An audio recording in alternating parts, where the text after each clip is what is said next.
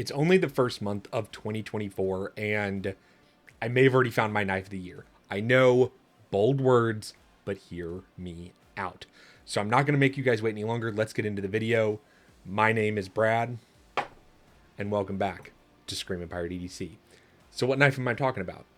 Well, a few of these have already been released. There's already a few out on the market, but there are a few variations you haven't seen, including this one, unless you've been looking over my Instagram.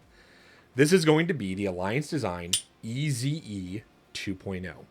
Now, what makes this one different is obviously you have a solid tie here. I think the rest are inlays, but no speed hole, solid tie, and you have a Chad Nichols dark tie back. I think it's a Timascus, but either way, very, very cool. Really do like this. Just sexy, clean lines. Looks great.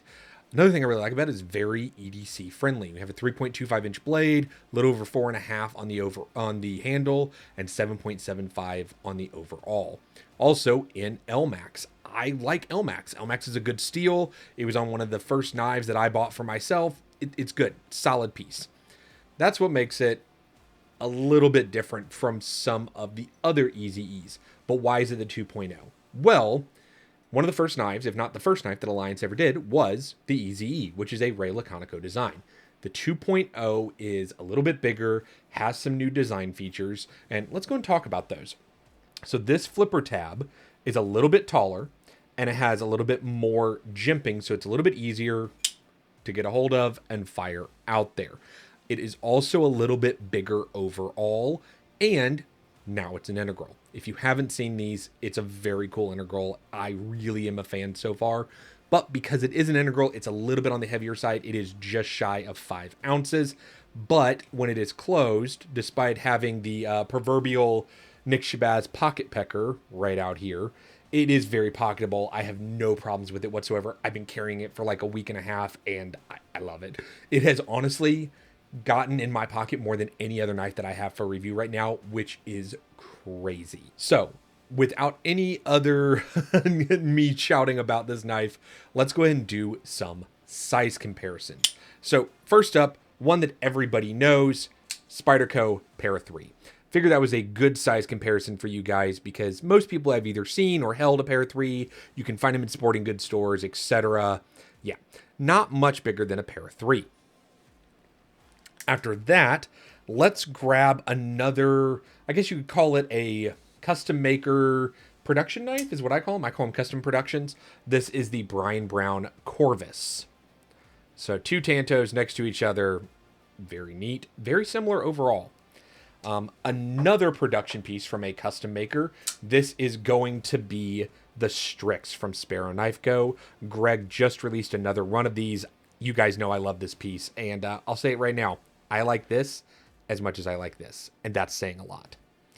Well, let's go ahead and grab some integrals. I have a couple other ones here in case, you're an integral fan like I am and you happen to have these.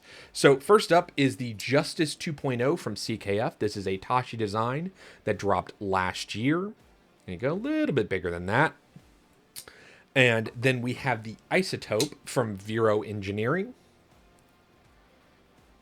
And then finally, I think I'm going to say one of the most iconic integrals out there right now.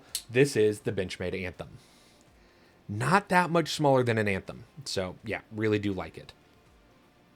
Now, I will go ahead and say that there is the weight there, but it is an integral, so they can't really take the milling out unless they do an inlay here, and obviously that doesn't have it. One thing I do love about this blade though, and I think I have to highlight this for you guys, is so you have kind of this like harpoon up here, but what's nice about that is whenever you are sticking into a piece of material and then slicing, that helps kind of like puncture the material, and then you have this fantastic hollow grind back here. I have used this knife for damn near everything in the last week and a half or so. I've used it to cut up sandwiches, fruits, cut into boxes, I cut zip tie, all sorts of stuff, and it has held up. And it's been great, and I've really enjoyed my time with it. So I'm kind of giving away, I really like it. I do. I think that if you like integrals as much as I do, pick one of the variants. There are so many. I believe there are like 5 out right now. This is obviously going to be another one, and there might even be another one after this. Very cool. So let's go ahead and talk ergonomics. It seems like a pretty straight handle, but you do have some curve here with some large jimping. I can get a nice 4-finger grip, and I wear a large glove. But you see there's a lot of space here. I can actually choke up a little bit if I want to do some detail work, which is really, really nice. Now, typically, I don't like a single deployment, but on this, the detent is just so dang good. It is almost impossible if I can do a little bit of a light switch, if I do a push button, yeah, just fantastic. And to get the action I have, all I've done is flip it, and I put a little bit of like knife lube on the detent ball, and that was it. That's all I've done to get that action. Yeah, I really like it. Chamfers in all the right places, very cool. And it is just so you know, a T10 on that pivot. But there's one thing I haven't talked about that I need to highlight. It's the sound. And that's part of why I love integrals. Just listen to this.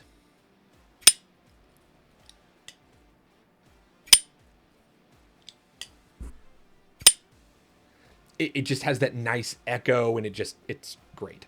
Really do like it. No problems in and out of pocket, and it just works. Everything about this knife works for me, and I like that it is so pocketable, but also it's not too extreme. It's, you know, it's not so much of I mean, as much as I love the Vero, that's a big knife.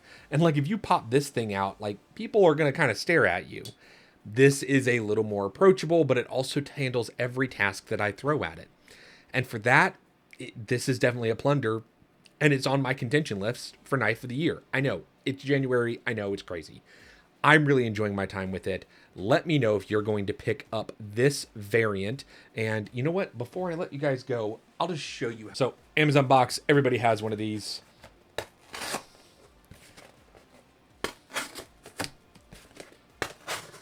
No problems. I haven't stropped this knife. I haven't anything, and it cuts, and it's great, and I like it. Yeah. Hopefully you guys are enjoying these videos. Hopefully you're going to pick up an EZE. Let me know which variant you like down below. And hopefully I'll catch you on the next one.